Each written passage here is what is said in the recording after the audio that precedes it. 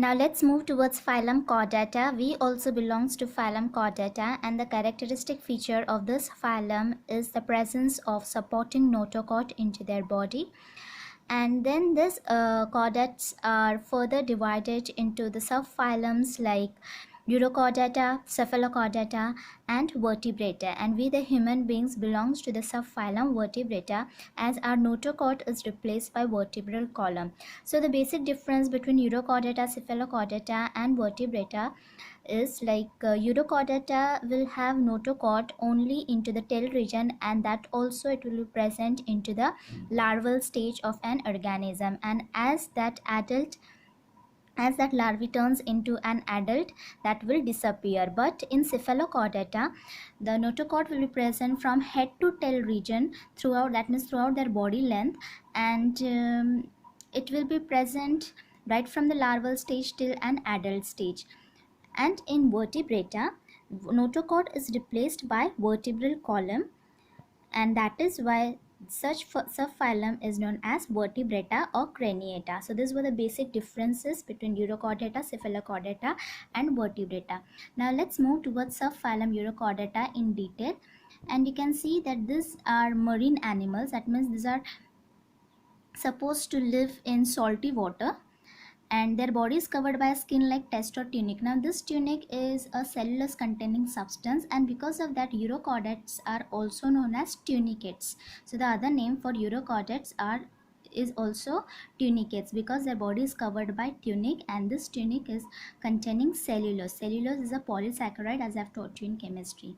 Then larvae of these animals are freely swimming, and notochord is present only into the tail region of larvae. As I've taught you that this is the basic difference between Urochordata, Cephalochordata, and Vertebrata, that in Urochordata this notochord will be present only into the tail region, and that also it will be found into the larvae. Then this larvae metamorphose into adults after settling down at the bottom of the sea. Then this larvae metamorphose means it turns into an adult when they settles down at the bottom of the sea, and then meanwhile this larvae turns into adult. Then these animals are hermaphrodite, that means both the sexes, male and the female sexes, will be present into single organism. Male and the female reproductive system will be present into single organism. The examples are Herdmania, Doliolum, and Oikopleura. So these were all the urochordates. Now let's move towards the subphylum Cephalochordata.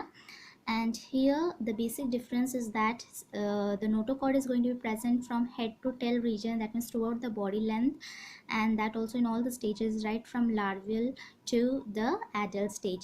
Then these are small fish like marine animals. Again, these are going to be found into salty water.